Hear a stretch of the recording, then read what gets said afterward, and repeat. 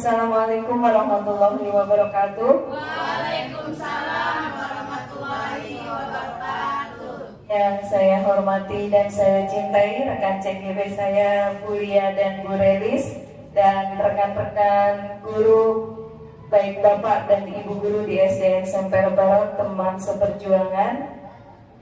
Terima kasih atas kehadiran Bapak Ibu dalam menghadiri diseminasi kami CGP Angkatan 9, atas waktu dan tenaganya berkesempatan hadir di sini. Izinkan kami CGP Angkatan 9 menyampaikan diseminasi aksi nyata program pendidikan guru penggerak pada modul 1.4 tentang budaya positif. Langsung saja kami mulai. Apa itu budaya positif yang perlu kami diseminasi pada saat ini? Budaya positif menurut Ki Hajar Dewantara dan tokoh lainnya kami rangkum dalam satu kesimpulan. Budaya positif di sekolah yaitu nilai-nilai atau kebiasaan-kebiasaan di sekolah yang berpihak kepada peserta didik agar mereka dapat berkembang menjadi pribadi yang kritis, hormat, dan bertanggung jawab. Tugas kita sebagai guru di sekolah adalah melakukan perubahan paradigma. Kenapa? Karena menurut Ki Hajar Dewantara, kita itu pendidik adalah diibaratkan sebagai petani yang menyemai benih-benihnya di sawah, dan itu tugas kita untuk menjaga benih-benih kita itu tumbuh sesuai dengan kodratnya, sesuai dengan kodrat zaman dan kodrat alamnya. Dan di situ tugas kita bagaimana merawat dan merawat tumbuhan itu menjadi sesuatu yang hasilnya itu menjadi bagus. Nah, di sekolah inilah kita diibaratkan adalah sawah, di mana tempat kita menyemai benih-benih. Benih itu adalah anak-anak didik kita yang harus kita ciptakan lingkungannya agar menyenangkan, positif lingkungannya, aman dan nyaman, agar proses belajar mengajar itu mereka bisa merasakannya dan bisa tujuan dari pendidikan itu nanti tercapai. Ketika lingkungan itu sudah bisa menyenangkan bagi siswa, kemungkinan besar siswa itu atau murid bisa belajar dengan senang, dengan aman, nyaman. Mereka akan mudah untuk menyerap ilmu-ilmu yang kita sampaikan kepada mereka. Nah, itu selanjutnya kuliah. Ya, perubahan paradigmanya di situ nanti kita dalam pembelajaran kita juga menciptakan bagaimana dalam budaya sekolah itu ada tercipta disiplin. Disiplin di sini bisa diartikan adalah menurut bahasa Latin itu adalah belajar. Jadi disiplin ini adalah proses belajar, dan di situ ada kontrol dari kita guru, dan ini teori kontrol. Kontrol kita sebagai guru itu sebagai kontrol pada murid dalam belajarnya. Kontrol guru dalam menghadapi murid itu kita posisinya ada 5, yaitu sebagai teman, bisa sebagai teman, bisa sebagai pemantau, bisa sebagai manajemen, penghukum, ya, dan membuat merasa bersalah. Itu nanti. Terus selanjutnya Bu Lia. Nah, di sini ada permainan. Dari kita kontrol tadi, nanti kita ini ada permainan di mana teman-teman menutup.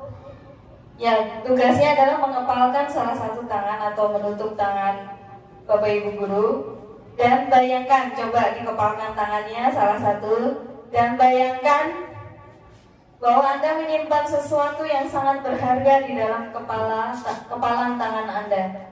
Anda perlu menjaga Jagalah kepalan itu yang ada di dalam kepalan Bapak Ibu Guru. Ketika ada teman atau orang lain membujuk, cobalah untuk mempertahankan atau tidak mempertahankan.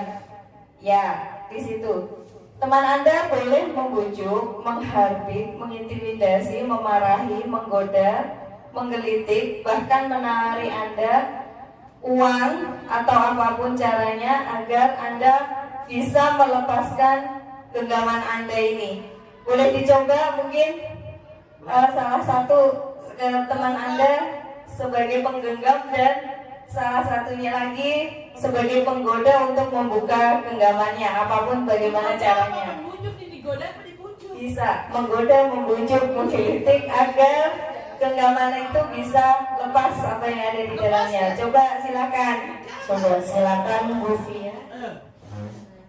Tasnya mana mah? Gue tasnya sama Maya. Tatina, buka nggak? Kalau nggak dibuka nggak gue kasih duit nih. Oh gitu. Iya. Kalau aku Bu Suji, aku mau lihat. Ih, dalamnya apa, lihat dong. Emang kenapa sih nggak boleh kuliah? Kenapa nggak boleh? Iya kan aku pengen tahu. Bu Suji, buka. Lihat dong. Aku pegang boleh nggak? Ih, boleh sih, disuruh Bu Ai.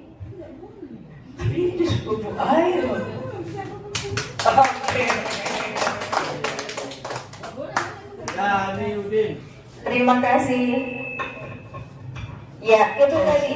Jadi apapun yang terjadi, tangan kita itu adalah diri kita sendiri yang mengontrol. Walaupun ada dari luar itu bujukan, rayuan atau apapun itu, kalau ketika kita tidak mau untuk melepaskan genggaman kita, tidak ada satu orang pun yang bisa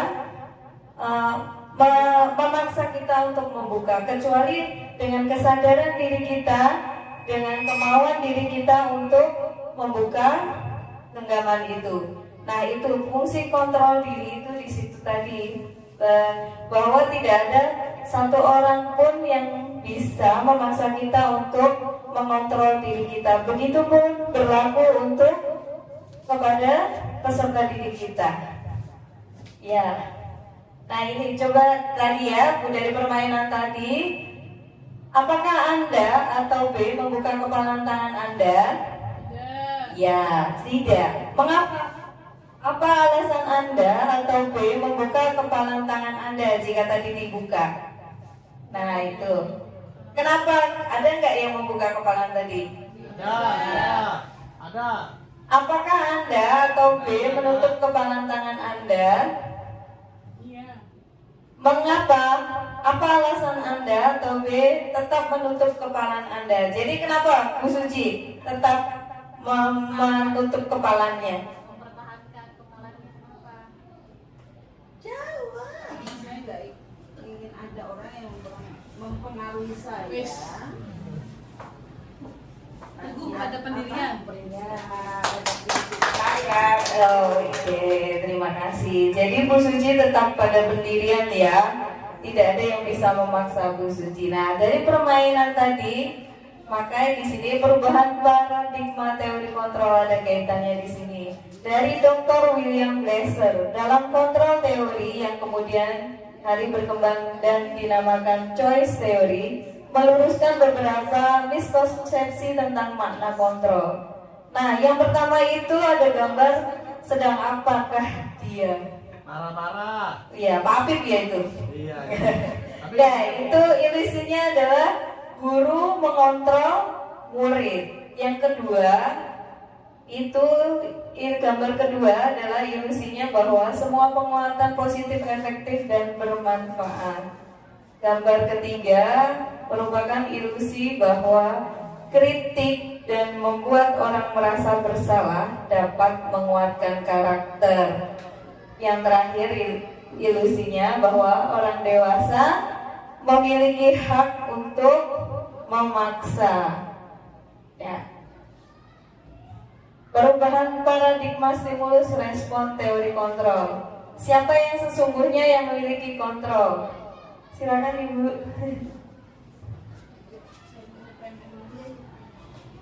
Dan selanjutnya Ya, lanjut. Siapa sesungguhnya yang memiliki kontrol? Di sini ada stimulus respon dan teori kontrol. Jika ada stimulus responnya, kita mencoba mengubah orang agar berpandangan sama dengan kita. Teori kontrolnya ini sesuai dengan kita berusaha memahami pandangan orang lain tentang dunia. Selanjutnya, stimulus respon pada perilaku buruk dilihat sebagai suatu kesalahan. Di sini teori kontrolnya semua perilaku memiliki tujuan. Orang lain bisa mengontrol saya. Menurut teori, hanya Anda yang bisa mengontrol diri Anda. Ya, pemaksaan ada pada saat bujukan gagal. Biasanya kalau bujuk gagal itu orang cenderung untuk memaksa. Iya. Nah, ini bertentangan dengan teori kontrol pada kolaborasi dan konsensus menciptakan pilihan-pilihan yang baru. Jadi seharusnya tidak boleh memaksa, tetapi kita memberi kesadaran atau ya konsensus menciptakan pilihan-pilihan baru pada apa yang kita ungkapkan. Jadi tidak boleh memaksakan kehendak. Model berpikir menang atau kalah. Nah, ini teori kontrolnya itu model berpikir menang.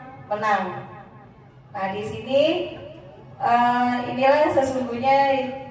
Jadi dari kontrol tadi, sesungguhnya siapa yang memiliki kontrol diri itu adalah hanya diri kita sendiri. Kecuali kita mendapatkan stimulus dari luar itu yang memang bisa membuat kita itu sepakat dengan stimulus yang dari luar itu. Selanjutnya Bu. Nah, what is disiplin? Ketika kita mendengar kata disiplin, apa yang terbayang di benak Anda? Apa yang terlintas di pikiran Anda? Kebanyakan orang akan menghubungkan kata disiplin dengan tata tertib, teratur, kepatuhan pada peraturan. Kata disiplin juga sering dihubungkan dengan hukuman, padahal itu sungguh berbeda. Karena belajar tentang disiplin positif tidak harus dengan memberi hukuman. Justru itu adalah salah satu alternatif terakhir, dan kalau perlu tidak digunakan sama sekali. Ya, itu yang kita dapatkan selama modul 1.4, bahwa ternyata hukuman itu tidak diperbolehkan untuk peserta didik kita. Yang nanti yang perlu ditumbuhkan kepada peserta didik adalah kesadaran bahwa memang sesuatu hal itu memang harus kita lakukan berdasarkan bahwa pemikiran kita itu memang harus dilakukan karena itu merupakan sesuatu yang benar, ada sesuatu yang memang harus seperti itu dilakukan. Itu. Untuk selanjutnya Bu Lia. Nah, ini menurut Ki Hajar Dewantara. Disiplin itu di mana ada kemerdekaan, disitulah harus ada disiplin yang kuat. Sesungguhnya disiplin itu bersifat self-disiplin, yaitu kita sendiri yang mewajibkan kita dengan sekeras-kerasnya. Tetapi itu sama saja, sebab jikalau kita tidak cakap melakukan self-disiplin, wajiblah penguasa lain mendisiplin diri kita. Dan peraturan demikian itulah yang harus di dalam suasana yang merdeka. Nah, ini menjelaskan bahwa walaupun ada kemerdekaan, tetap di situ disiplin itu harus kuat, dimana harus diberlakukan. Karena biasanya kemerdekaan itu orang memahaminya bahwa merdeka semerdeka-merdekanya bebas. Nah, kalau tidak disertakan dengan disiplin, disitulah nanti ketidaktertiban akan terjadi. Nah, ya, selanjutnya ini adalah disiplin adalah kemampuan memerintah diri sendiri dalam mengontrol dan menguasai diri untuk memilih tindakan yang mengacu pada nilai-nilai yang kita hargai dengan penuh tanggung jawab tanpa terperintah orang lain. Ini yang harus kita tanamkan kepada peserta didik kita, bahwa melakukan sesuatu hal disiplin itu berdasarkan perintah dari diri sendiri, yaitu kesadaran diri sendiri. Ini tanpa paksaan dari orang lain. Nah, apa yang perlu kita tanamkan juga adalah dari disiplin itu tadi nanti akan menanamkan, tertanam nilai-nilai kebajikan. Apa saja nilai-nilai kebajikan yang perlu kita tanamkan itu, yaitu tentang peduli, keterus-terangan, kebersihan, komitmen, belas kasih, percaya diri, bertujuan, pegang rasa, gotong royong, rajin, keberanian, dan sebagainya ini. Nah, ini yang perlu kita tanamkan kepada peserta didik kita. Ini yang nantinya kita jadikan sebagai keyakinan kelas di dalam kelas kita, dengan prosedurnya itu kesepakatan kelas nanti di dalamnya. Lanjutnya dulu ya. Ya, ini teori motivasi perilaku manusia. Ini ada motivasi eksternal dan motivasi internal nanti. Motivasi eksternal ini untuk menghindari ketidaknyamanan atau hukuman.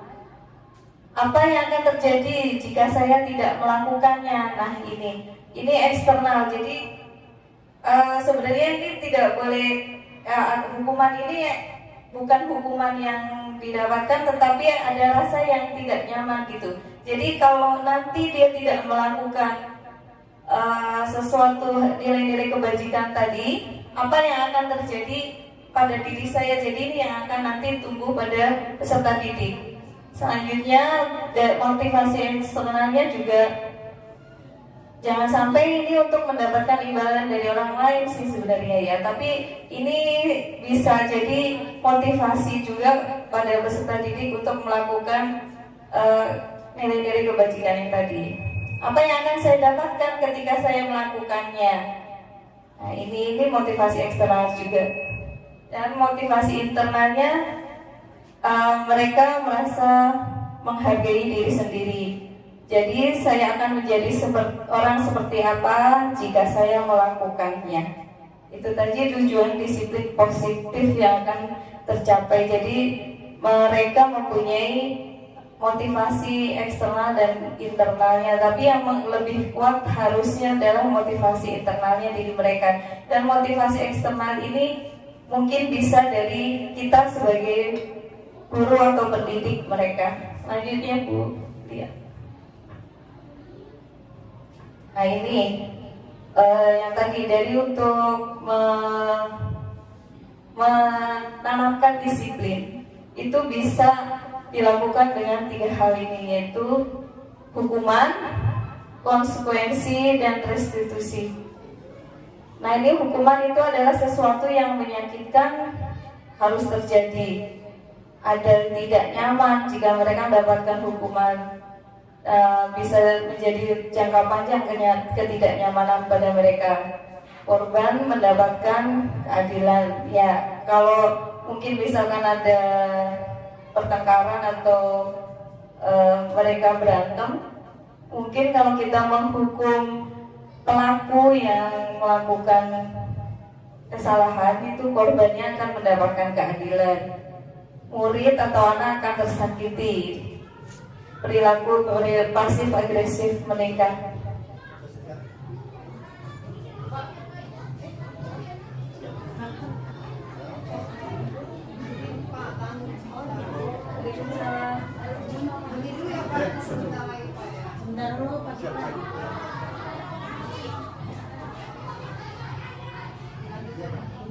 Ya, yang tadi Bu, balik lagi Bu ya, maaf. Ya, konsekuensinya dari disiplin ada konsekuensi dan restitusi, suatu yang harus terjadi. Restitusi merupakan pilihan dari tidak nyaman untuk murid atau untuk jangka waktu pendek, itu konsekuensinya. Menguatkan untuk murid anak dalam jangka waktu panjang ini jika kita melakukan restitusi. Ada ada korban mendapatkan ganti, murid atau anak mendapatkan penguatan, dan masalah akan terpecahkan. Next, Bu lihat. Nah, sebagai guru, saat Anda hadir mengajar di kelas tepat waktu, ini juga kan menjadi apa yang memotivasi Anda untuk melakukan tindakan itu. Apa Bapak Ibu? Ketika Anda masuk ke dalam kelas tepat waktu itu, kira-kira apa yang memotivasi Bapak Ibu guru masuk tepat waktu? Ya, kata Bu supaya tidak ditegur. Bu Yani? Ya, ini ada apa? Iya, ada yang memberikan contoh kepada muridnya untuk melakukan disiplin. Salah satunya adalah datang tepat waktu. Nah, ini apakah Anda datang tepat waktu karena tidak ingin ditegur oleh atasan Anda dan kemudian mendapat surat peringatan, atau menghindari ketidaknyamanan dan hukuman? Ya. Atau Anda ingin mendapatkan pujian dari atasan Anda dan dari atasan Anda dan mendapat penghargaan sebagai karyawan atau guru berprestasi, atau mendapatkan imbalan, atau Anda ingin menjadi orang yang menghargai waktu, menghargai diri Anda sendiri sebagai teladan bagi murid-murid Anda karena Anda percaya tindakan Anda sebagai guru akan dicontoh oleh murid-murid Anda. Ya, yang tadi selanjutnya.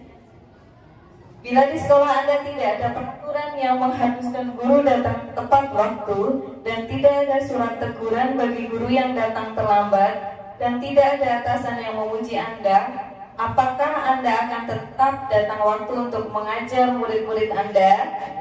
Oh iya, saya yakin iya. Karena itu tanggung jawab kita ya Bu. Oke, lanjut Bu. Nah, untuk keyakinan kelas dan selanjutnya,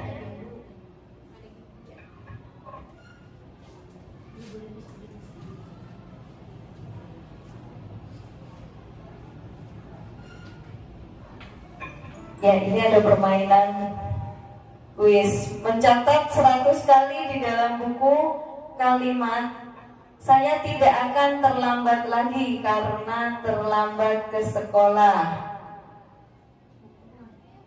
Ya, termasuk apakah kalimat ini? Apa? Hukuman. Hukuman. Bu Maya apa? Oh, Bu Maya sanksi.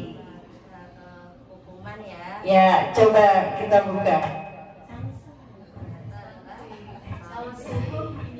Ya, ternyata sanksi.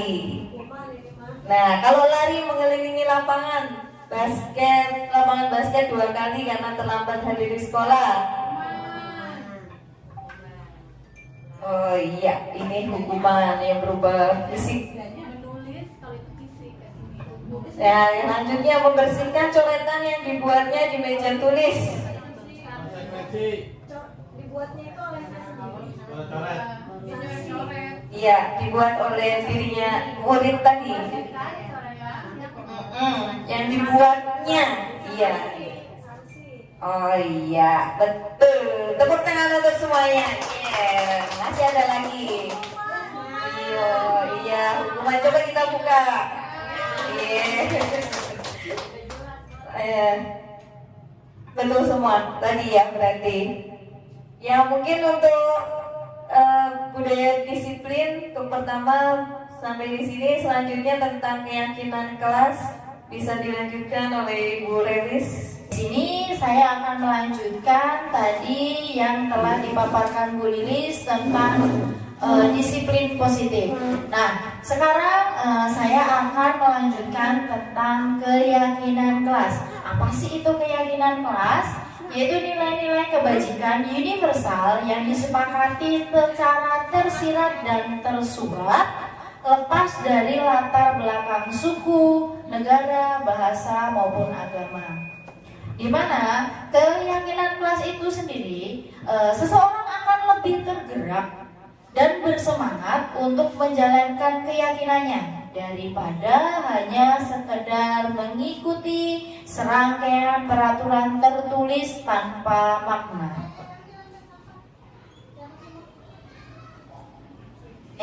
Coba ini ada pertanyaan, ini termasuk apa? Oke, mengapa kita memiliki peraturan tentang penggunaan helm pada saat mengendarai kendaraan roda 2 atau motor? Ini termasuk nilai apa? Keselamatan. Apakah benar? Coba kuliah. Ya, betul, nilai keselamatan. Oke, kemudian mengapa kita memiliki peraturan tentang menggunakan masker dan mencuci tangan setiap saat? Menggunakan masker. Ya, mengapa kita memiliki peraturan tentang penggunaan masker dan mencuci tangan setiap saat? Ini termasuk nilai apa? Kebersihan, kesehatan, ya. Oke, nah nilai-nilai keselamatan atau kesehatan inilah yang kita sebut sebagai suatu keyakinan, yaitu nilai-nilai kebajikan universal yang disepakati secara tersirat dan tersurat lepas dari latar belakang suku, bahasa maupun agama. Seseorang akan lebih tergerak dan semangat dalam menjalankan keyakinan daripada hanya sekedar mengikuti serangkaian peraturan tertulis tanpa makna. Murid-murid pun demikian. Mereka perlu mendengarkan dan memahami arti sesungguhnya tentang peraturan-peraturan yang diberikan. Apa nilai-nilai kebajikan di balik peraturan tersebut? Apa tujuan utamanya? Dan jadi titik tertarik atau takut kehilangan hanya sekedar mengikuti serangkaian peraturan-peraturan yang mengatur mereka tanpa memahami tujuan mulianya. Oke, next mulia. Oke, di sini ada peraturan dan keyakinan kelas atau nilai kebajikan. Di mana pertama selalu kembalikan buku ke tempatnya. Ini merupakan nilai kebajikannya adalah tanggung jawab. Ya, kemudian dilarang mengganggu orang lain, yaitu nilai kebajikannya adalah menghormati orang lain dan diri sendiri. Kemudian hadir di sekolah 15 menit sebelum pembelajaran dimulai, yaitu nilai kebajikannya adalah menghormati orang lain, komitmen pada tujuan. Ya, dilarang melakukan kekerasan, di mana nilai kebajikannya adalah keselamatan dan menghormati orang lain. Dilarang menggunakan narkoba, nilai kebajikannya yaitu kesehatan, bergantian atau menunggu giliran. Nilai kebajikannya adalah menghormati orang lain dan kesabaran. Menggunakan masker yaitu kesehatan dan keselamatan. Kemudian terakhir, jangan berlari di kelas atau koridor. Itu merupakan keselamatan dan keamanan. Ini merupakan beberapa contoh keyakinan kelas dengan beberapa nilai kebajikannya. Nah, pembentukan keyakinan kelas, ya, bagi seorang guru membentuk keyakinan kelas itu adalah suatu kewajiban atau suatu kepastian agar kelas itu berjalan dengan baik, aman dan tertib. Ini bisa dilakukan pertama mempersiapkan siswa untuk mencurahkan pendapat tentang peraturan yang perlu disepakati di sekolah atau di kelas, ya. Jadi biasanya siswa-siswa diminta gurunya memberikan pendapat mereka, kira-kira kelas yang menjadi kelas impian mereka itu seperti apa, kelas yang mereka inginkan itu seperti apa, seperti itu. Kemudian mencatat semua masukan-masukan siswa di papan tulis atau di kertas besar kertas ukuran poster di mana semua siswa bisa melihat hasil curahan pendapat. Nah, kemudian menyusun keyakinan kelas sesuai dengan prosedur pembentukan keyakinan sekolah atau kelas dengan menggantikan kalimat-kalimat yang mungkin tadi ada kalimat yang siswa berikan tidak boleh datang terlambat, itu bisa diganti dengan datang tepat waktu, atau ada kata-kata tidak boleh makan di dalam kelas, bisa diganti makan bersama di saat istirahat. Jadi yang kata-kata negatif diusahakan kalau sudah menjadi keyakinan kelas harus digunakan kata-kata positif. Jangan berlari di kelas atau koridor. Nah, kalimat positifnya berjalanlah di kelas atau koridor, seperti itu. Nah, keempat, setelah keyakinan kelas selesai dibuat, maka semua warga kelas dipersilakan meninjau ulang dan menyetujuinya dengan menandatangani keyakinan sekolah atau kelas tersebut termasuk guru dan semua siswa. Kemudian yang kelima, keyakinan kelas selanjutnya bisa diletakkan di dinding kelas di tempat yang mudah dilihat oleh semua siswa di kelas. Kemudian keenam, tinjau kembali daftar curah pendapat yang sudah dicatat. Mungkin akan mendapati bahwa kenyataan yang ditulis di sana masih banyak yang berupa peraturan-peraturan. Selanjutnya, ajak siswa untuk menentukan nilai kebajikan atau keyakinan yang tertuju dari peraturan tersebut. Contoh, berjalan di kelas, dengarkan guru, datanglah tepat waktu. Jadi menggunakan kalimat-kalimat positif ya, jangan menggunakan kalimat negatif.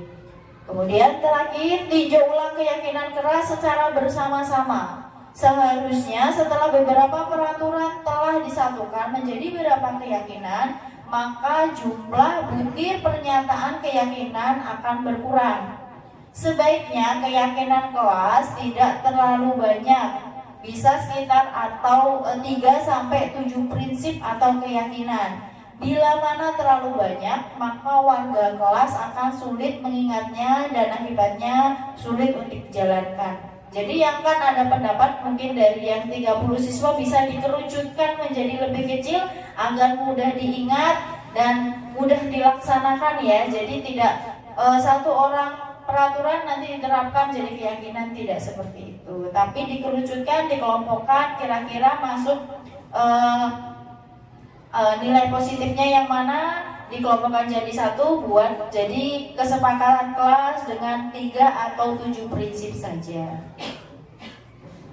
Nah, ini adalah contoh keyakinan kelas atau kesepakatan kelas, yaitu komitmen, tanggung jawab, saling menghargai, jujur, dan peduli. Jadi kata-katanya pendek, singkat, dan mengena, seperti itu. Nah, kemudian tadi dari yang keyakinan kelas kita beranjak ke 5 kebutuhan pokok, 5 kebutuhan dasar manusia, ya, dimana semua orang senantiasa berusaha untuk memenuhi kebutuhannya dengan berbagai cara. Bila mereka tidak bisa mendapatkan kebutuhannya dengan cara yang positif, mereka bisa melanggar peraturan atau melakukan hal-hal yang tidak sesuai dengan nilai-nilai kebajikan. Di mana 5 kebutuhan dasar manusia itu sendiri adalah bertahan hidup, kasih sayang dan rasa diterima, penguasaan, kebebasan, dan kesenangan. Next, berikut ada video tentang 5 kebutuhan dasar manusia. Silahkan disimak.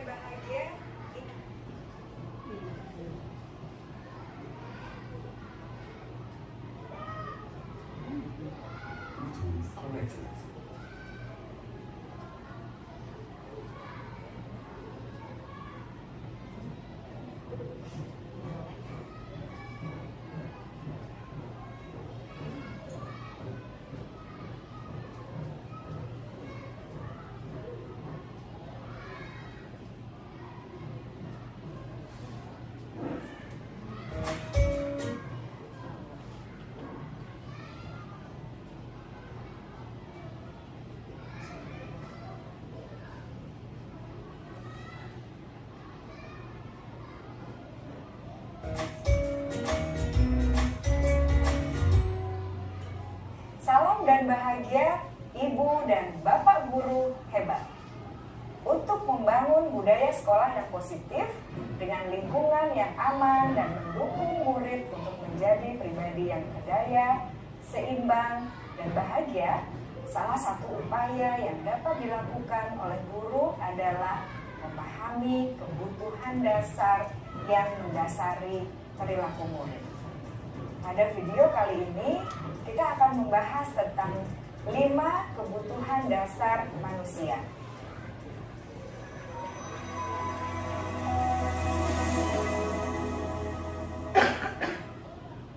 Ki Hajar Dewantara dalam salah satu kutipannya menyatakan, kita ambil contoh perbandingannya dengan hidup tumbuh-tumbuhan. Seorang petani dalam hakikatnya sama kewajibannya dengan seorang pendidik yang menanam padi misalnya. Hanya dapat menuntun tumbuhnya padi. Ia dapat memperbaiki kondisi tanah, memelihara tanaman padi, memberi pupuk dan air, membasmi ulat-ulat atau jamur-jamur yang mengganggu hidup tanaman padi, dan lain sebagainya. Ketika guru memahami kebutuhan apa yang mendasari perilaku murid, dan guru berusaha menuntun dan mendukung murid dalam memenuhi kebutuhannya secara positif, pada hakikatnya guru tersebut ibarat seorang petani yang sedang berusaha memahami kebutuhan masing-masing tanaman. Dan ia berusaha memenuhi kebutuhan tanaman tersebut agar dapat tumbuh dengan subur dan maksimal. Dr. William Glasser, seorang psikiater dari Amerika Serikat, menyatakan bahwa seluruh tindakan manusia memiliki tujuan tertentu, yaitu memenuhi kebutuhan dasarnya. Ketika kelima kebutuhan dasar telah terpenuhi secara memadai, maka murid akan tumbuh dengan seimbang dan bahagia. Sebaliknya, ketika kebutuhan dasar tidak terpenuhi dengan baik, maka seseorang akan mengalami emosi negatif, seperti bosan, sedih, dan kecewa. Bahkan, mereka dapat melakukan perbuatan yang bertentangan dengan nilai-nilai kebajikan atau melanggar peraturan. Dengan kata lain, perilaku buruk seseorang biasanya adalah respons dari kebutuhan yang tidak terpenuhi. Namun, mereka tidak tahu cara untuk menyampaikannya. Ada 5 kebutuhan dasar manusia menurut Dr. William Glasser, yaitu yang pertama, kebutuhan untuk bertahan hidup atau survival. Yang kedua, kebutuhan untuk merasa diterima atau love and belonging. Yang ketiga, kebutuhan akan kebebasan atau freedom. Yang keempat, kebutuhan akan kesenangan atau fun. Dan yang kelima, kebutuhan akan penguasaan atau power.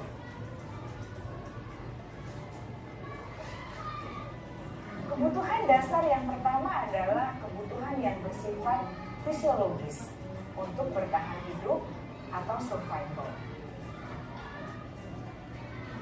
Misalnya, kesehatan, rumah, dan makanan.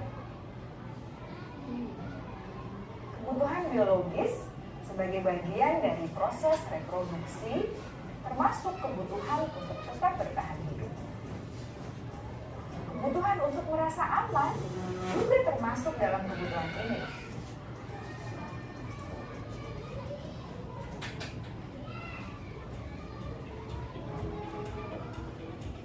Agar murid dapat belajar dengan baik, kebutuhan mereka akan rasa aman, pangan, sandang, dan papan harus terpenuhi. Bagaimana mungkin mereka dapat belajar dengan baik bila mereka datang ke sekolah dengan perut yang lapar atau bila rumah mereka kebanjiran?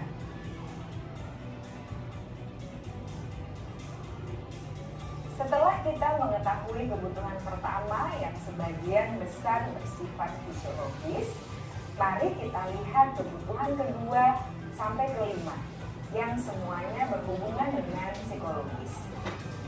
Mari kita lihat kebutuhan yang kedua, yaitu kebutuhan akan perasaan diterima oleh kelompok atau komunitasnya, atau kebutuhan love and belonging. Kebutuhan ini meliputi keinginan untuk tetap terhubung dengan orang lain seperti teman, keluarga, teman kerja, dan kelompok di mana kita tergabung. Setiap murid ingin menjadi bagian yang berharga dari kelas dan juga sekolah. Mereka juga ingin diterima oleh orang lain dan kelompoknya. Bahkan, murid yang terlihat paling cuek pun jauh di dasar hatinya pasti ingin merasa diterima.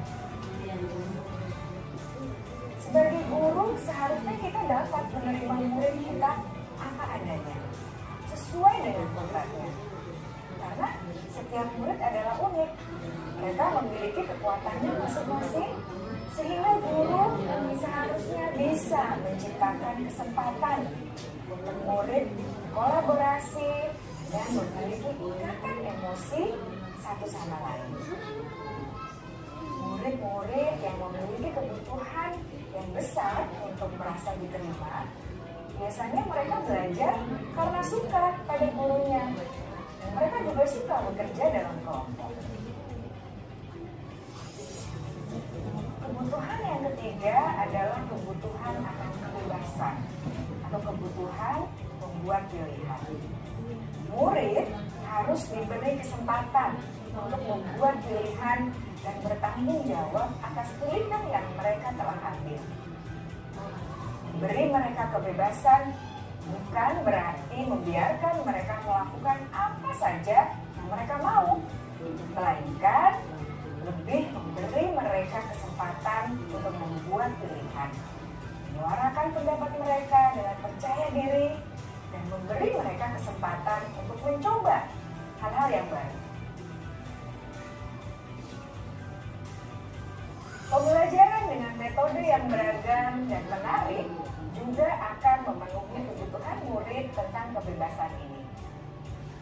Pembelajaran berdiferensiasi, di mana guru menyediakan beberapa jenis tugas yang bisa dipilih oleh murid sesuai minat mereka, sangat baik untuk mengembangkan murid menjadi lebih mandiri dan memiliki motivasi internal.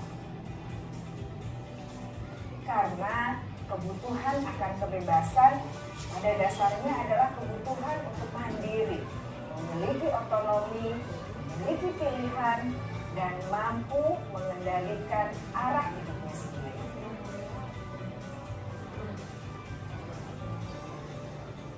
Kebutuhan yang keempat adalah kebutuhan akan kesenangan. Bayangkan Bapak Ibu, hidup tanpa rasa senang. Betapa menyedihkannya. Glasser menghubungkan kebutuhan akan kesenangan dengan belajar. Jangan sepelekan kebutuhan murid untuk merasa senang di kelas. Sebagai guru, jangan ragu-ragu untuk dengan sengaja memasukkan kegiatan yang menyenangkan dalam kelas. Murid-murid dengan kebutuhan dasar kesenangan yang tinggi ingin menikmati apa yang mereka lakukan. Mereka juga konsentrasi tinggi saat mengerjakan hal-hal yang disenangi.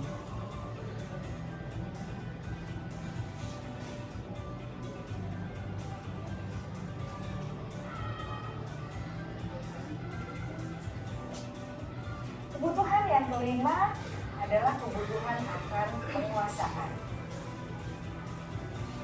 Setiap murid memiliki kebutuhan untuk merasa kompeten, menjadi terampil, diakui pencapaian dan keterampilannya, didengarkan, bisa membuat dampak dan pengaruh, dan memiliki rasa harga diri. Mereka sebaiknya diberi kesempatan untuk membuat keputusan tentang hal-hal yang penting dalam hidupnya dan tidak merasa dikontrol oleh sistem sekolah. Pada murid yang telah menginjak usia remaja, seringkali mereka merasa tidak memegang kendali atas kehidupannya sendiri, karena guru kerap kali berpengaruh dalam mengambil keputusan. Murid-murid yang memiliki kebutuhan dasar akan penguasaan yang tinggi biasanya selalu ingin menjadi pemimpin. Mereka juga suka mengamati sebelum mencoba hal-hal yang baru. Mereka juga perfeksionis dan merasa kecewa bila melakukan kesalahan.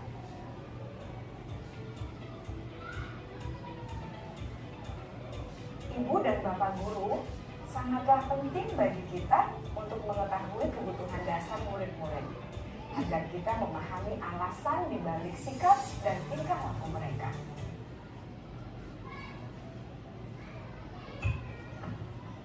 Nah, Ibu Bapak Guru, itu tadi adalah 5 kebutuhan dasar manusia, di mana ada bertahan hidup, diterima atau disayang, bisa, senang, dan bebas. Di sini kita main ya. Di sini ada 4 kebutuhan dasar, yaitu ada diterima, disayang, bisa, senang, dan bebas.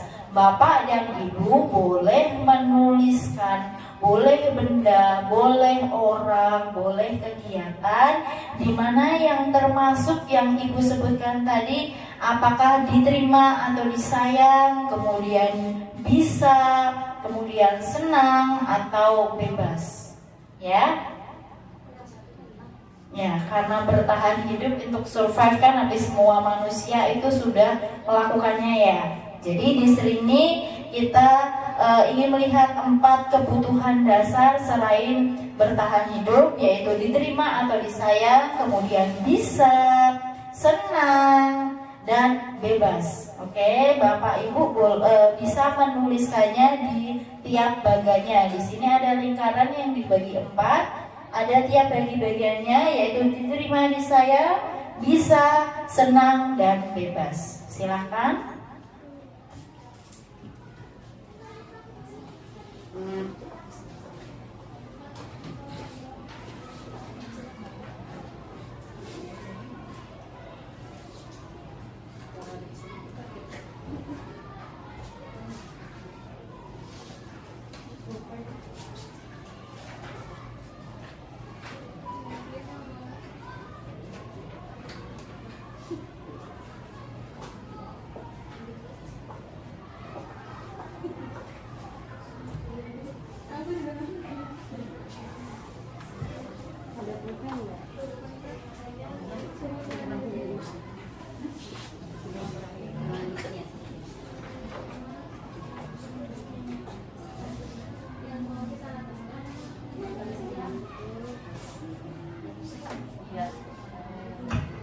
Contohnya kan di sini diterima atau disayang, berarti kita bisa sebutkan misalnya contoh keluarga, pasangan, sahabat atau teman.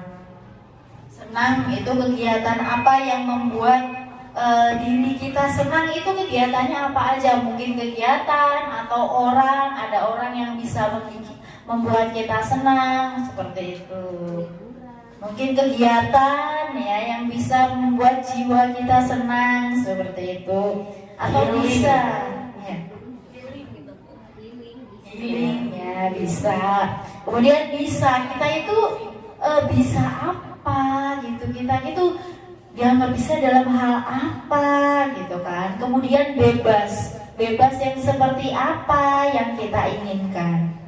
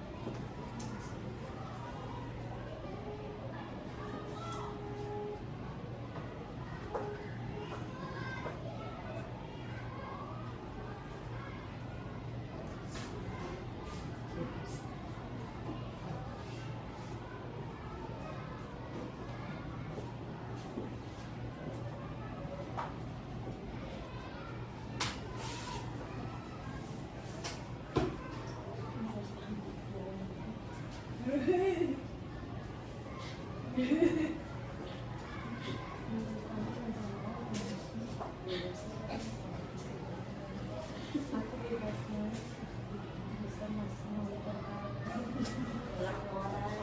doang financial freedom. Aku masih bisa makan macam-macam. Bebas aku masih pindah ke kerjaan ini. Usari udah, mungkin boleh memaparkan ke depan.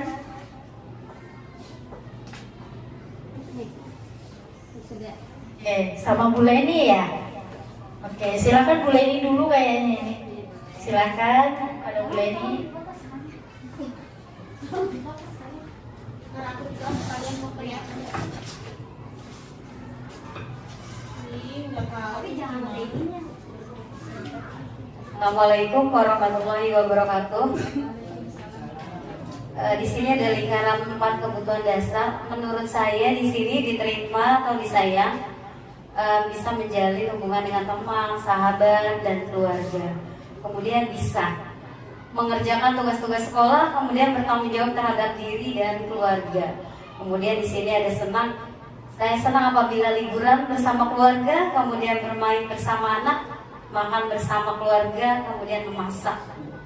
Dan bebas bergaul dengan siapa saja, melakukan hobi sendiri dan berkreasi. Terima kasih. Oke, terima kasih kepada Bu Leni. Coba berikan aplaus sekali lagi pada Bu Leni. Oke, kemudian ada Bu Anggi. Silahkan Bu Anggi.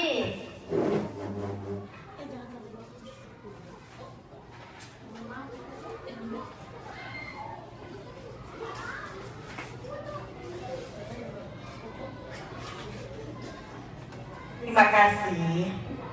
Oke, di sini ada lingkaran 4 kebutuhan dasar, yang mana yang pertama diterima atau disayang. Alhamdulillah saya merasa diterima dan disayang itu oleh keluarga dan teman-teman semuanya, ya. Kemudian liburan ini saya merasa senang ketika saya liburan dan kumpul bersama keluarga. Kemudian bisa di sini saya mengartikan saya alhamdulillah masih bisa bekerja, masih bisa ngurusin anak, ya kan? Masih bisa berkreasi juga. Kemudian kebebasan di sini saya menulis, saya meskipun udah usia dan mau anak ketiga, saya masih bisa nonton kartun, ya kan? Kemudian saya masih bisa bebas makan beraneka ragam kulineran kemana aja gitu. Terima kasih. Hebat sekali ya, hebat Bu Anggi ya. Kemudian mungkin dari ibu kita, Ibu Maria. Udah bisa, ayo Bu Maria silakan.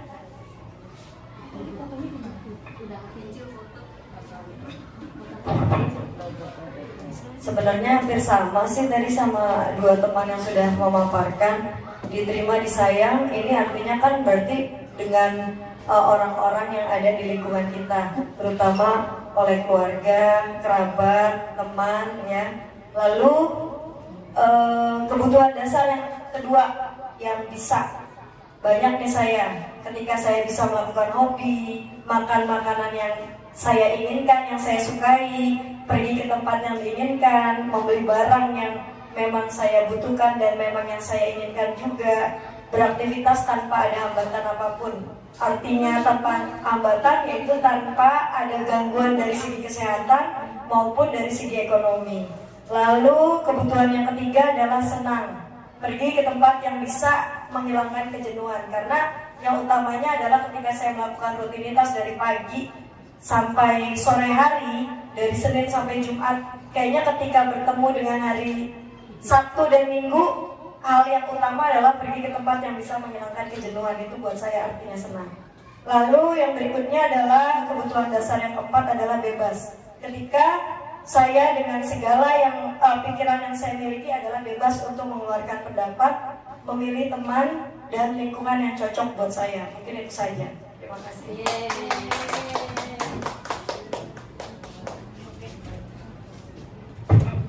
Cek. Oke, super sekali ya 3 teman kita. Coba berikan aplaus kepada 3 teman kita tadi. kasih teman-teman yang sudah mau mengungkapkan pendapatnya, dan untuk teman yang lain mungkin karena keterbatasan waktu jadi tidak bisa diungkapkan semua. Jadi dari 5 kebutuhan pokok tadi kita mengerucut pada dunia yang berkualitas, di mana dunia berkualitas Anda adalah tempat khusus dalam pikiran Anda, tempat Anda menyimpan gambaran representasi dari semua yang Anda inginkan.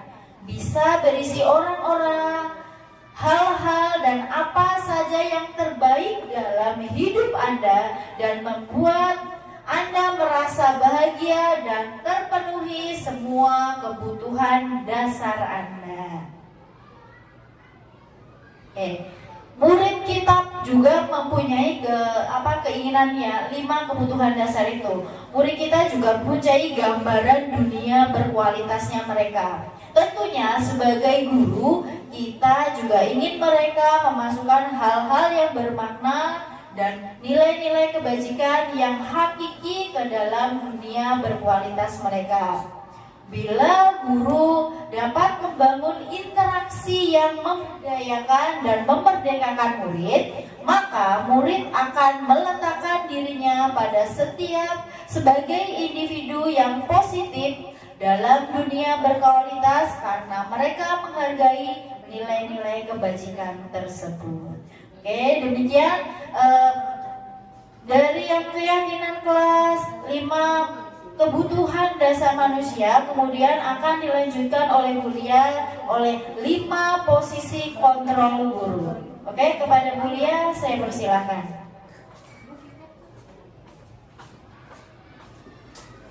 Baik, terima kasih Ibu Relis dan Ibu Lilis. Oke, tadi kita sudah mengenal 4 budaya positif ya. Selanjutnya yang kelima adalah 5 posisi kontrol, di mana 5 posisi kontrol ini terdapat ada 5. Yang pertama itu sebagai penghukum. Penghukum adalah orang-orang yang menjalankan posisi penghukum senantiasa mengatakan bahwa memerlukan sistem atau alat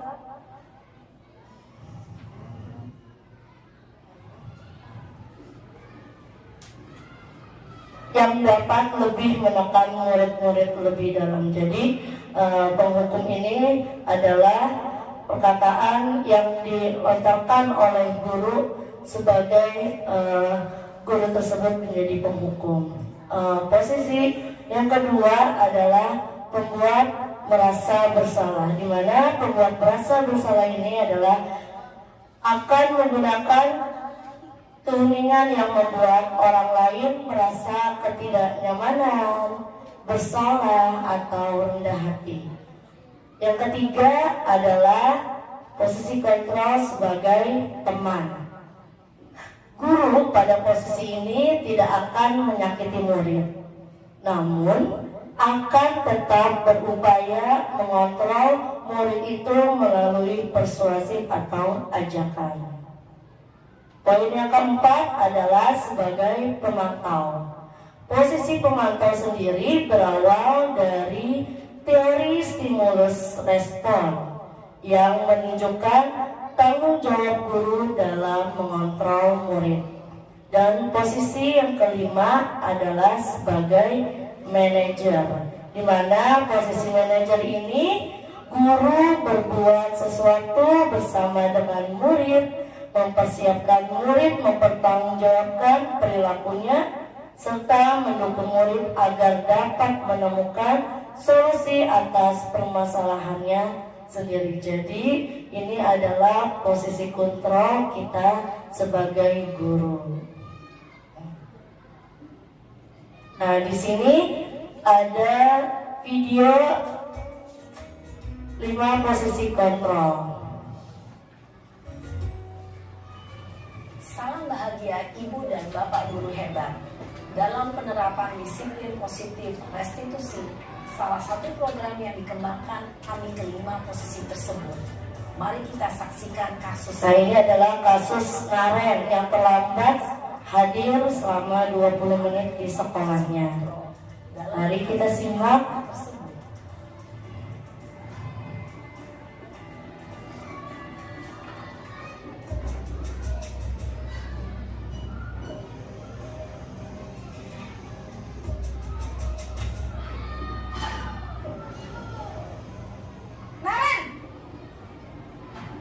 Sini kamu.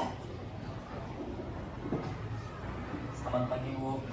Selalu terlambat. Kamu deh, pasti terlambat. Maaf, Bu. Saya... Apa? Apa coba? Alasan kamu apa lagi? Kapan sih kamu tidak terlambat? Malas sekali ya kamu jadi anak. Saya... Dasar pemalas. Gak kapok-kapok sih kamu. Sudah berapa kali terlambat?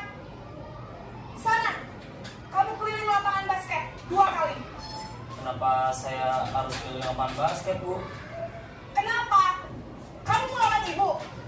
Berani-beraninya jawab. Sudah terlambat, masih berani jawab pula.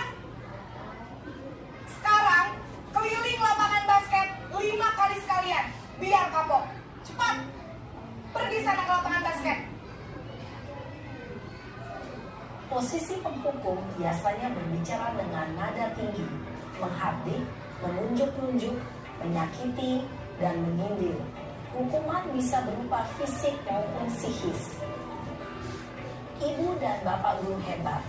Dampak yang terjadi pada murid ketika guru berada pada posisi penghukum adalah murid cenderung akan memberontak, bahkan menyimpan dendam.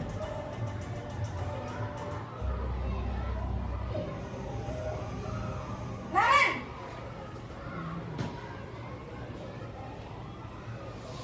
Selamat pagi, Bu. Naren, kamu kenapa terlambat lagi, nak? Ya Tuhan, Naren, kamu senang ya bikin ibu susah ya? Kalau kamu terlambat lagi, nanti ibu yang ditegur bapak kepala sekolah, nak. Disangka ibu tidak bisa membina kamu. Duh, gimana ini? Maaf, Bu. Duh, Gusti Naren, kamu suka ya kalau ibu ditegur bapak kepala sekolah? Terus, sekarang ibu harus tulis apa ini di buku absen?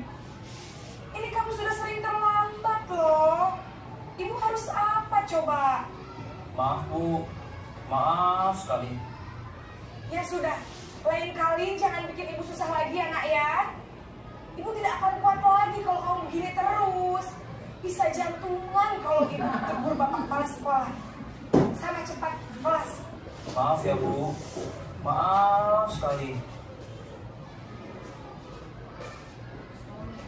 Posisi pembuat rasa bersalah berbicara dengan nada tenang, cenderung lembut. Namun kata-kata yang diutarakan membuat murid merasa menjadi orang yang gagal, memandang buruk dirinya sendiri, merasa tidak berharga, dan tidak sanggup membahagiakan orang lain. Ketika guru mengambil posisi pembuat rasa bersalah, murid akan menganggap dirinya yang bersalah dan ia akan menyimpan emosi negatif tersebut di dalam dirinya. Nah, ini adalah kasus kontrol sebagai posisi teman.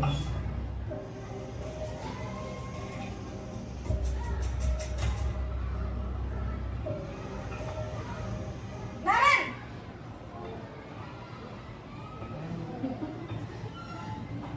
Selamat pagi, Bu. Wah, sudah jam berapa ini, nak? Terlambat lagi ya, sayang? Iya, Bu. Habis ibu saya rumah bangunkan saya, Bu. Kamu malah menyalahkan ibu kamu. Kamu bukannya anak yang larinya paling kencang. Kok terlambat sih? Iya, Bu. Saya memang terlambat bangun tadi. Jadi, biarpun saya lari kencang, tetap gak kekejar, Bu. Ya sudah sana. Nanti lain kali larinya lebih kencang lagi ya. Biar gak terlambat lagi. Bikin seneng ibu. Demi ibu. Bisa kan? Bisa lah, Bu. Ya sudah, sana masuk kelas. Ibu beresin urusan absen kamu. Kamu ini ada-ada saja. Dalam posisi teman, guru berbicara dengan nada suara ramah, akrab, cenderung bersenda gurau untuk menjaga suasana tetap santai. Murid akan merasa senang, aman, dan akrab dengan guru. Identitas yang tercipta adalah identitas sukses atau berhasil. Namun, perlu diingat, karena ini masih dorongan eksternal, maka ada faktor ketergantungan dari murid kepada orang tertentu. Di sini, guru absennya, sehingga di lain waktu, murid bisa berperilaku baik, namun hanya kepada orang-orang tertentu saja.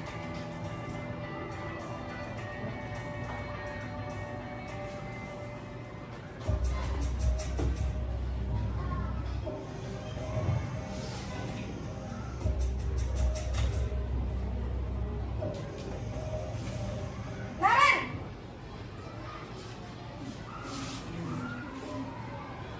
Selamat pagi, Bu.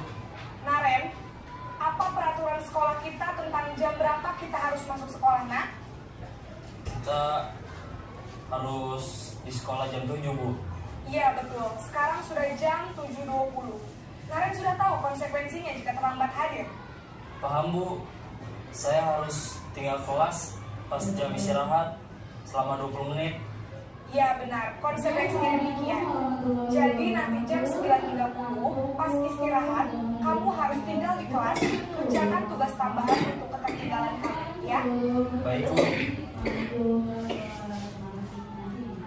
Posisi pemantau mengandalkan perhitungan atau data untuk mengontrol murid. Guru mengarahkan murid berdasarkan peraturan dan konsekuensi. Seorang pemantau menunjukkan bahasa tubuh dan ekspresi wajah yang datar dan cenderung formal.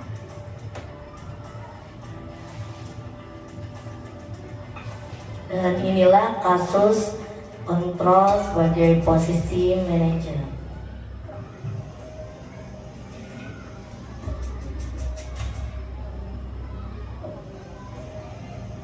Naren!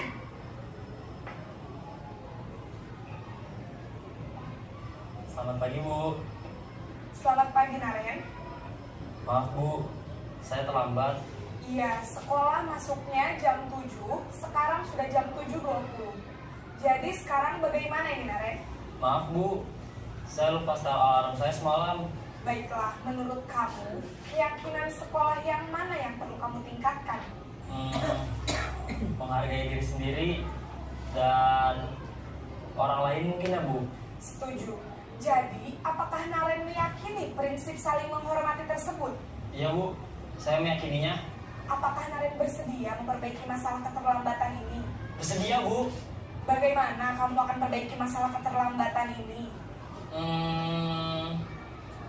Saya akan coba untuk tidak lupa menyetel alarm saya, Bu. Baik, kalau Naren lupa menyetel alarm di rumah, ada orang yang kira-kira bisa bantu mengingatkan tidak?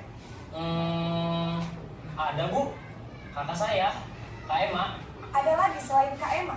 Selain Kak Emma, ada ibu saya. Baik, jadi yang mengingatkan Naren adalah Kak Emma dan ibu kamu, ya? Kira-kira akan mulai setel alarm kapan nih, Naren? Setelah pulang sekolah, akan segera saya lakukan.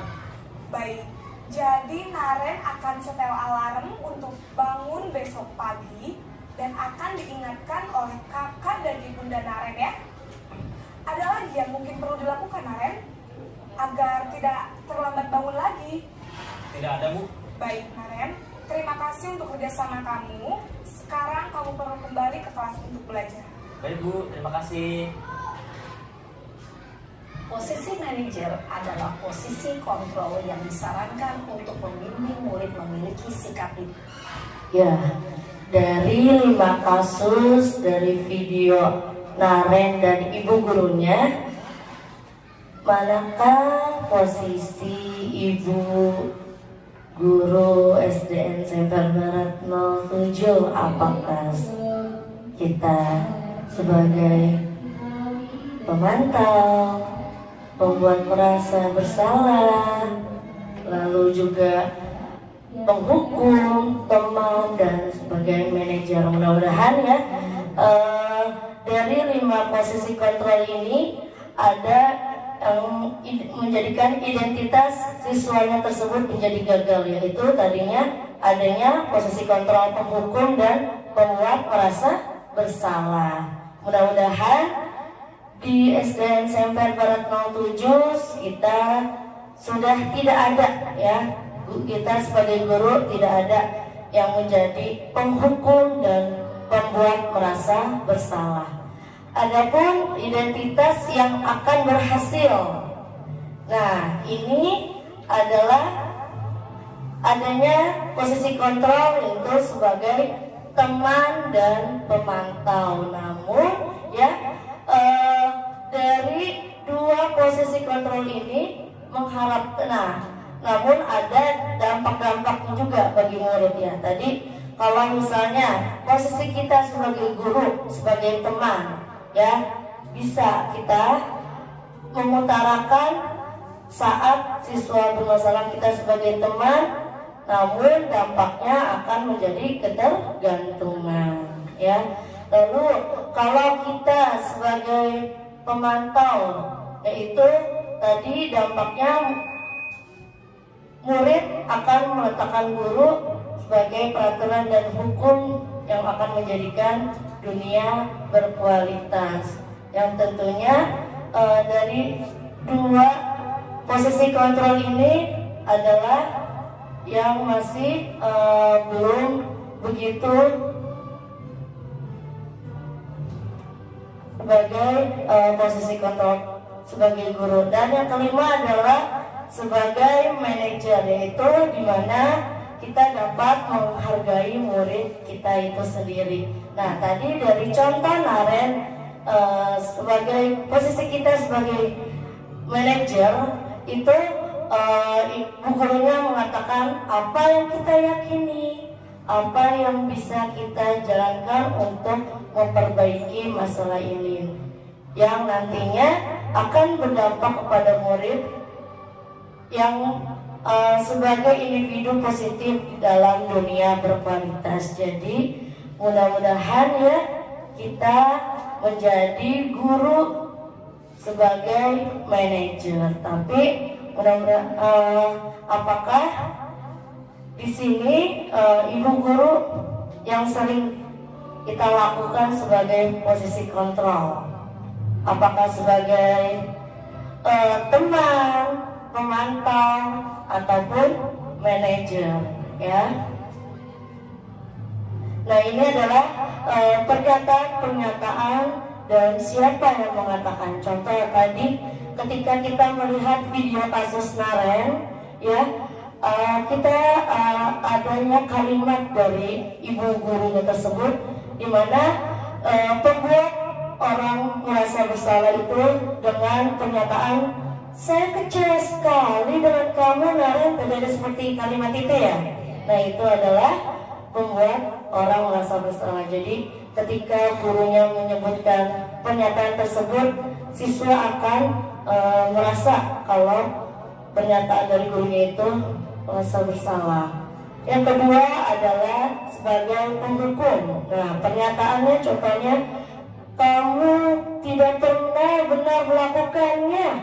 Itu adalah atau pernyataan penghukum. Yang ketiga adalah sebagai teman. Nah, ini contoh pernyataannya adalah ayah lakukan demi ibu atau bapak.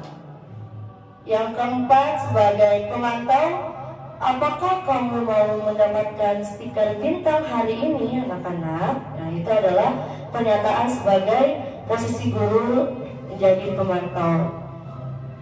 Yang keempat adalah sebagai manajer. Nah, pernyataannya ini contohnya, bagaimana kamu bisa menyelesaikan masalah ini nak? Nah, itu adalah contoh dari pernyataan kita sebagai guru menjadi manajer. Dan yang terakhir itu sama ya dengan tadi, sebagai penghukum, kamu selalu yang paling terakhir. Nah, itu mudah-mudahan ya kita di SDN Semper Barat tidak ada lagi pernyataan-pernyataan yang membuat sebagai penghukum dan merasa bersalah. Nah, sebelumnya saya akan mengajak ibu guru untuk bermain game dari 5 posisi kontrol yang sudah tadi kita lihat. Nah, siapa yang mengontrol? Menurut ibu nomor 1 ini, saya kecewa sekali dengan kamu. Nah, menurut ibu guru,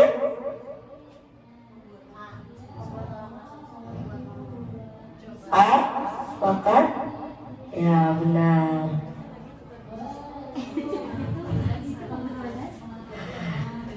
Oke, yang kedua, ibu kejar aku karena ibu guru sayang aku. Nah, ini masih nyambung dengan tadi 5 kebutuhan dasar manusia, ya. Apa nih kira-kira? Ibu kejar aku karena ibu guru sayang aku. Cinta dan kasih sayang. Yang ketiga, aku hebat kan bisa bikin ibu guru kejar aku. Nah, kira-kira yang mana nih? Penguasaan, ya. Benar. Nah, yang terakhir, aku bosan belajar mewarnai terus di dalam kelas. Nah, kira-kira dari keempat ini, ya. Benar ya. Coba kita cek kebebasan. Oke, benar semua. Tepuk salut. Salut, salut. Salut, salut. Salut. Baik. Ya, dari 5 kebutuhan dasar manusia, 5 posisi kontrol.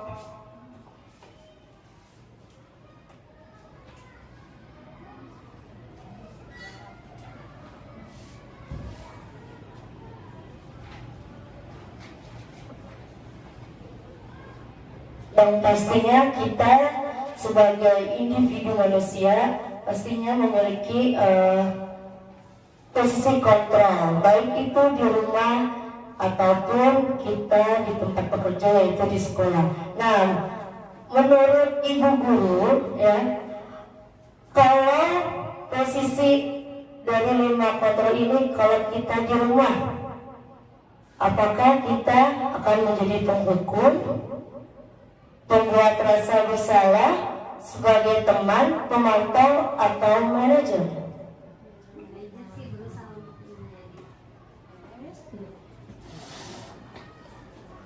Ya, terima kasih Mulia. Kalau menurut saya sih, kita baik di tempat bekerja maupun di rumah, usahakan posisi kita sebagai manajer.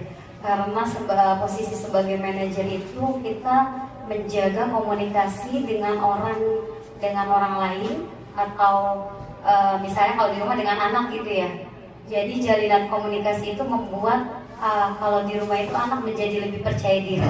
Sedangkan kalau di sekolah membuat anak-anak itu merasa percaya diri juga untuk menyelesaikan suatu masalahnya begitu.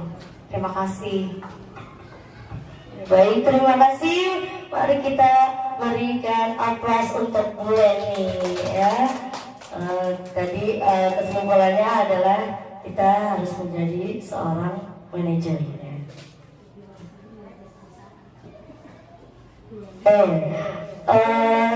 Budaya positif selanjutnya adalah yang keenam, segitiga restitusi, di mana segitiga restitusi ini adalah proses menciptakan kondisi bagi murid untuk memperbaiki kesalahan mereka sehingga mereka bisa kembali pada kelompok mereka dengan karakter yang lebih kuat.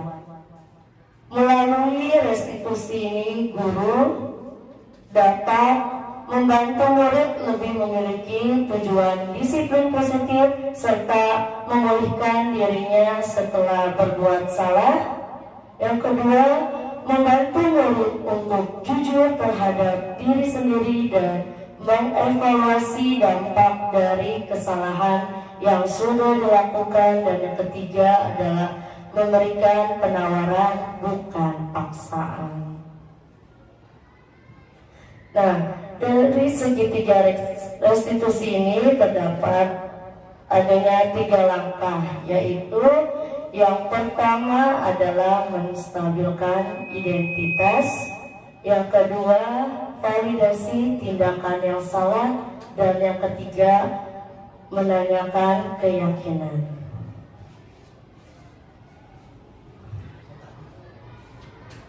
Nah, ini adalah contoh kasus segitiga restitusi. Adalah validasi tindakan yang salah. Ibu akan penerapan segitiga restitusi.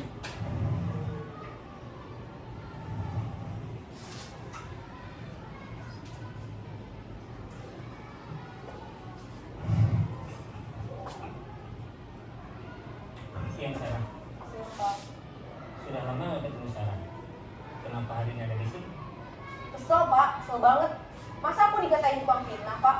Ya aku marah lah. Aku balik ngatain Eka di depan kelas. Kesel banget. Oh begitu. Ya, aku marah dan kesal. Bapak juga akan marah apabila ada yang menuduh Bapak seperti itu. Kemudian pada saat itu kamu mau melakukan apa? Ya saya langsung ngatain Eka lah Pak. Kesel banget. Saya bentak-bentak dia depan teman-teman lain. Oh begitu. Pasti kamu melakukan seperti itu karena suatu alasan tertentu, bukan? Iyalah, masa saya diam saja Pak? Ya saya bela diri lah. Masa saya dituduh tukang fitnah? Ya wajarlah. Mempertahankan harga diri itu sesuatu yang penting buat kamu. Untung kamu tidak bertindak lebih gagal lagi, hanya membentak-bentak. Iya Pak. Untung saya masih bersabar dan hanya membentak saja. Sudah gemes padahal, saya pasti bela diri lah. Ya pasti ya. Tapi kamu memilih untuk tetap bertahan dan bersabar. Kamu memilih untuk tidak berbuat lebih parah lagi, bukan? Iya. Nah, sekarang coba kita lihat lagi tindakan kamu yang bentak-bentak Eka di kelas. Tindakan kamu itu kira-kira sesuai dengan keyakinan kelas atau prinsip kamu tidak? Enggak lah Pak. Capek Pak jadi pemarah. Jadi keyakinan atau prinsip mana yang kurang sesuai dengan keinginan kamu? Ya, saya sebenarnya sangat menghargai orang lain. Mungkin saat itu saya menjadi emosi, jadi tidak menunjukkan sikap itu. Kamu meyakini tidak? Menghargai orang lain itu penting buat kamu. Yakinlah Pak. Iya, setuju. Kita harus saling menghargai. Namun, ada juga keyakinan yang kita sepakati yang perlu kita jalankan apabila kita sedang marah, bukan? Ya, saya bisa lebih proaktif, mulai dengan diri sendiri. Saya bisa jadi lebih bersabar, mengambil waktu jeda untuk berpikir mau apa selanjutnya. Kira-kira kamu bersedia memperbaiki masalah ini tidak? Bersedia Pak. Kalau kamu memperbaiki masalah ini, kamu akan menjadi orang seperti apa? Saya akan menjadi orang yang bertanggung jawab kali ya Pak. Dan senantiasa proaktif. Iya. Menurut kamu, bagaimana rasanya menjadi orang seperti itu? Ya nyaman lah, bangga bisa bersabar dan menahan diri. Baiklah kalau begitu. Yuk kita pikirkan bagaimana memperbaiki masalah ini.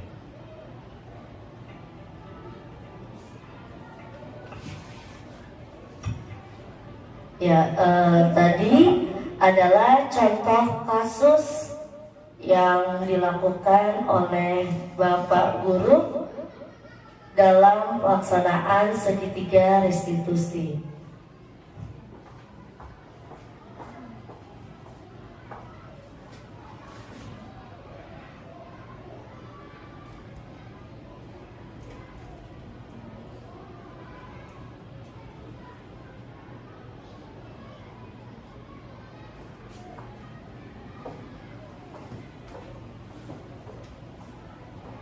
Dari ketiga langkah itu, di mana langkah yang pertama yang tadi dilakukan adalah menstabilkan identitas, di mana langkah ini bertujuan untuk mengubah identitas anak dari yang tadinya dia merasa gagal atau melakukan kesalahan menjadi orang yang sukses. Anak yang melanggar peraturan karena sedang mencari perhatian adalah anak yang sedang mengalami kegagalan. Dia mencoba untuk memenuhi kebutuhan dasarnya, namun adanya benturan. Kalau kita mengkritik dia, maka kita akan tetap membuatnya dalam posisi gagal. Kalau kita ingin menjadi reflektif, maka kita harus meyakinkan si anak tersebut. Nah, tadi ini adalah contoh-contoh pernyataan ya untuk di kalimat langkah menstabilkan identitas. Contohnya adalah berbuat salah itu tidak apa-apa nak. Lalu ada juga tidak ada manusia yang sempurna. Saya, ibu guru juga pernah melakukan kesalahan seperti itu nak. Kita bisa menyelesaikan ini. Ibu guru tidak tertarik mencari siapa yang salah, tapi ibu guru ingin mencari solusi dari permasalahan ini. Ini adalah kalimat pernyataan yang kita bisa melakukannya di langkah menstabilkan identitas. Langkah yang kedua adalah validasi tindakan yang salah. Jadi di mana validasi tindakan yang salah ini kita akan menanyakan, membuat pertanyaan kepada murid karena adanya rasa berbuat salah atau perbuatan yang tidak baik itu. Di mana kalimat atau pertanyaan yang contohnya adalah, padahal kamu bisa melakukan yang lebih buruk dari ini ya. Kamu pasti punya alasan mengapa melakukan hal itu. Kamu patut bangga pada dirimu sendiri karena kamu telah melindungi sesuatu yang penting buatmu. Kamu boleh mempertahankan sikap ini, tapi kamu harus menambahkan sikap yang baru. Dan langkah yang ketiga adalah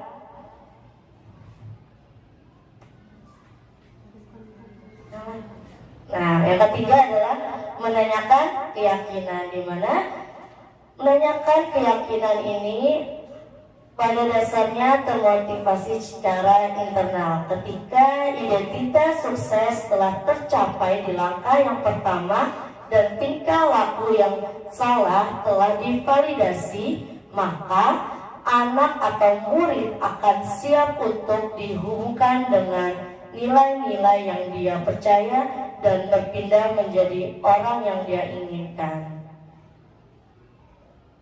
Mungkin ini adalah pertanyaan-pertanyaan untuk di langkah menanyakan keyakinan di segitiga restitusi. Kamu masih ingat tidak tentang keyakinan kelas yang sudah disepakati? Apa nilai-nilai kebajikan kelas yang kita telah sepakati? Apa bayangan kita tentang kelas yang ideal? Kamu mau jadi orang yang seperti apa? Ini adalah contoh-contoh pertanyaan yang kita lakukan di langkah menanyakan kelas segitiga restitusi. Baik, mungkin di sini saya akan mengajak ibu guru untuk bermain perannya. Jadi di mana kasus ini adalah siswa yang datang terlambat ke sekolah. Nah, sebagai ibu guru untuk mengatasi siswa yang terlambat ke sekolah, melakukan segitiga restitusi, mungkin saya akan mengajak Ibu Dwi dan Ibu Ratina untuk bermain peran segitiga restitusi. Ya.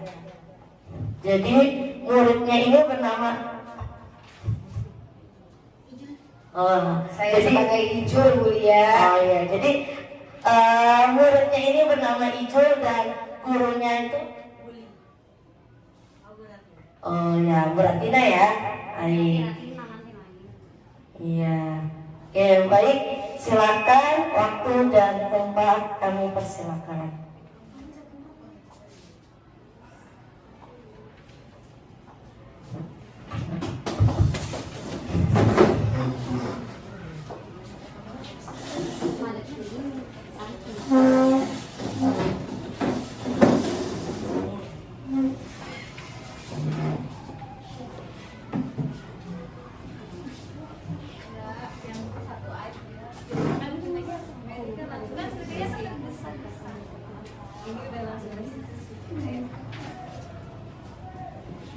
Selamat siang Izul. Izul tahu tidak kenapa Bu Ratina memanggil Izul ke sini? Tidak tahu, Bu. Izul, tadi sampai sekolah jam berapa? Jam 1. Sekolah kita masuknya jam berapa? Jam 12, Bu. Artinya Izul terlambat masuk sekolah atau tepat waktu? Ya, Bu, saya terlambat, Bu. Terlambat itu perbuatan baik atau tidak baik? Tidak baik, Bu. Izul terlambat datang ke sekolah berarti terlambat itu adalah perbuatan kesalahan ya. Setiap manusia itu pasti pernah melakukan kesalahan. Kita bisa memperbaiki masalahnya. Bu Ratina juga pernah terlambat ketika menghadiri acara. Tetapi di sini Bu Ratina ingin membantu Izul mencari solusi upaya tidak terlambat lagi. Izul pasti punya alasan kenapa hari ini bisa terlambat. Kenapa Izul bisa terlambat? Saya tidurnya terlalu malam, Bu. Terus tidurnya jam 12 malam juga. Memang Izul ngapain di rumah? Ngapain aja? Saya main game, Bu. Terus tadi pagi aku bangun kesiangan. Habis makan aku lanjut main game lagi. Terus ketiduran lagi. Pas bangun udah azan zuhur. Jadi saya terlambat deh, Bu. Jadi tidurnya malam sekali ya? Sehingga bangunnya jadi kesiangan. Lalu paginya Izul lanjut main game lagi sampai ketiduran. Sampai bangunnya pas azan zuhur. Izul, masih ingat tidak tentang keyakinan kelas yang sudah kita buat? Masih ingat, Bu. Apa saja salah satu keyakinan kelas? Disiplin dan tepat waktu. Ya, betul sekali. Izul tahu disiplin dan tepat waktu baik untuk diri kita? Iya, Bu. Apa yang bisa Izul lakukan untuk bisa disiplin selanjutnya? Kira-kira Izul harus bagaimana? Tidurnya lebih awal, Bu. Bisa membatasi waktu dengan main game dan pasang alarm, Bu. Nah, betul. Jadi, mulai kapan Izul akan melakukan seperti itu? Mulai nanti malam, Bu. Berarti nanti malam Izul harus tidur lebih awal. Tidak main game, memasang alarm agar tidak kesiangan lain. Izul bisa melakukannya? Bisa, Bu. Bisa. Izul pasti bisa melakukannya dan bisa menjadi anak yang lebih baik dalam disiplin. Semangat ya Zul. Ya, makasih, Bu.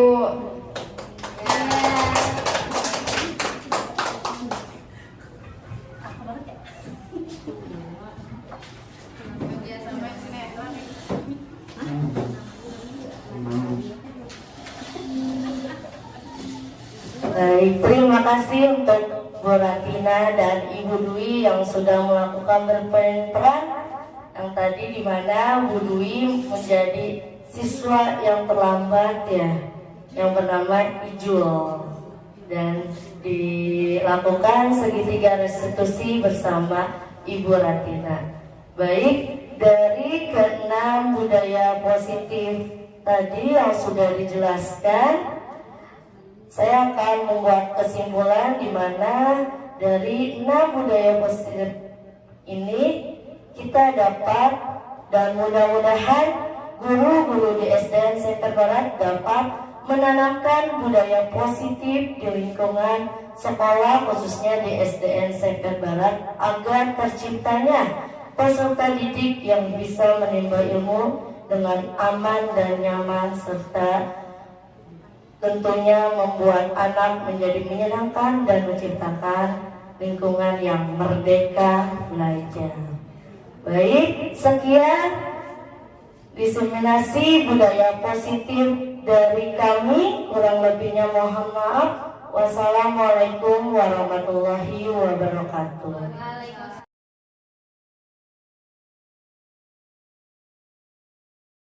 Assalamualaikum warahmatullahi wabarakatuh.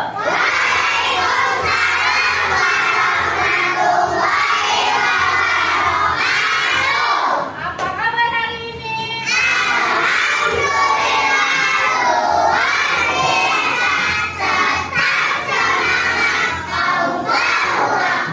Oke, seperti janji Bu Relis minggu kemarin, hari ini kita akan membuat keyakinan kelas. Kelas impian seperti apa yang kalian harapkan di kelas 1 ini?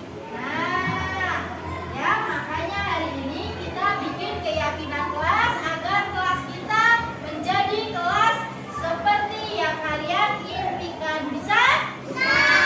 Ibu punya post-it, nanti tulis kira-kira apa yang menjadi impian kalian. Membuat kelas kalian menjadi nyaman, damai, tentram, menyenangkan. Coba adekan dulu tangannya, coba ditaruh di kepala dulu, diimpikan kelas seperti apa yang kalian inginkan. Sudah? Sudah. Nanti bisa ditulis di sini. Kalau sudah menuliskan nanti ditempel. Oke, siap? Siap.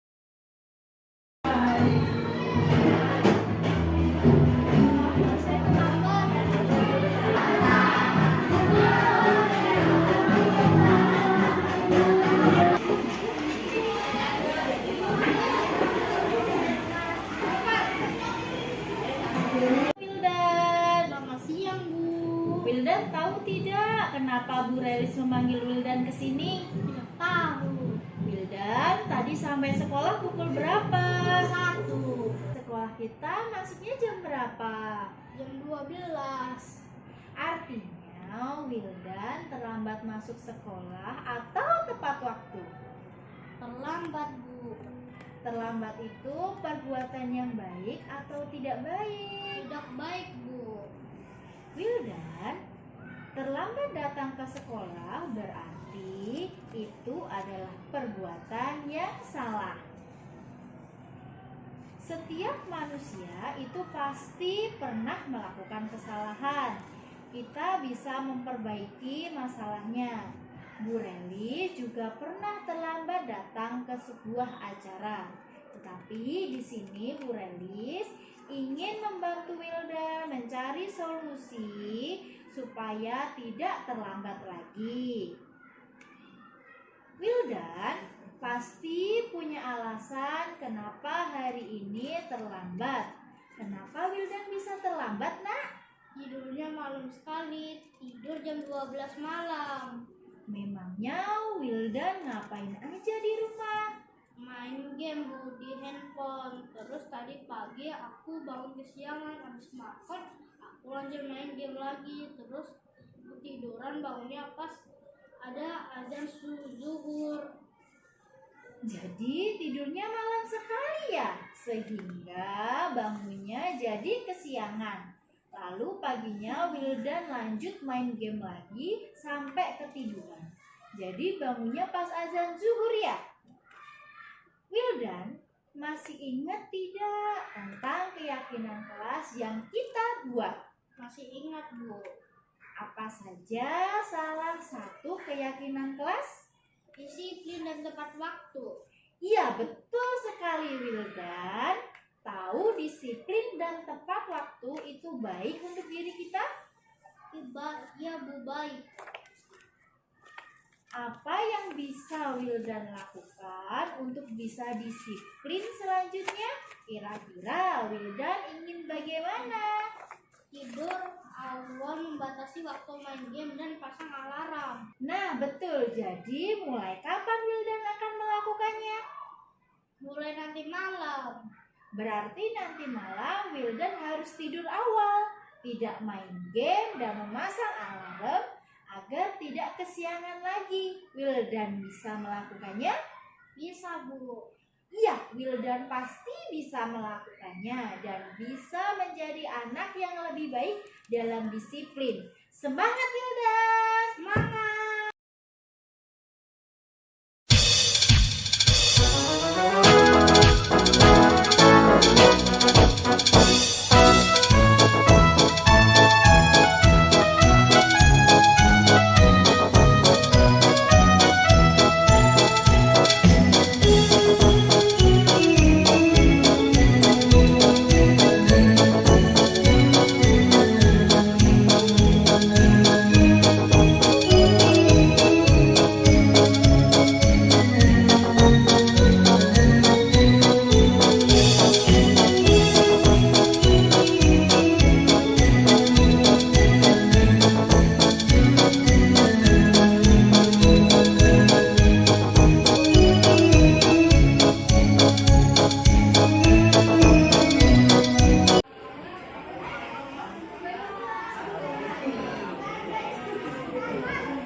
Tadi di kelas saat sumatif harian, Bu Relis melihat Wildan menengok ke kiri, melihat kertas jawaban Arsyad. Artinya Wildan tadi mencontek. Benar tidak Wildan tadi mencontek, Nak? Iya, Bu. Menurut Wildan, perbuatan yang baik atau tidak baik? Tidak baik, Bu. Berarti kalau tidak baik, mencontek itu adalah perbuatan yang salah. Setiap manusia memiliki kesalahan. Ibu tidak menyalahkan Wildan atas kesalahan yang baru Wildan buat. Tetapi ibu fokus dalam memperbaiki masalah ini. Iya, Bu. Maaf ya, aku tidak belajar. Kamu melakukan tindakan tersebut pasti memiliki alasan kan tentunya? Iya, Bu. Aku tidak ingin mendapatkan nilai jelek dan aku malu. Oke, berarti kamu melakukannya untuk mempertahankan prinsip kamu yang tidak ingin direndahkan oleh teman kamu. Kamu ingat tidak keyakinan kelas yang sudah kita buat bersama-sama? Ingat, Bu. Harus menerapkan sikap jujur. Wildan yakin sikap jujur itu baik bagi diri kita? Iya, Bu. Wildan, kira-kira ingin menjadi orang seperti apa? Saya ingin menjadi orang yang jujur dalam melakukan segala sesuatu. Kira-kira apa yang bisa Wildan lakukan?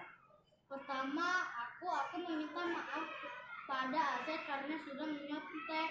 Kedua, saya akan belajar dan mengerjakan soal sebisanya dengan jujur.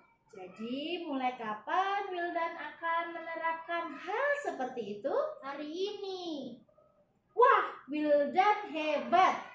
Bu Relis yakin Wildan dapat menjadi orang yang lebih baik lagi. Wildan pasti bisa. Semangat Wildan! Semangat Wildan, hari ini sangat senang sekali mencari solusi dalam masalah saya. Semoga kedepannya saya menjadi lebih baik lagi. Saya akan menjadi orang yang disiplin dan jujur. Terima kasih.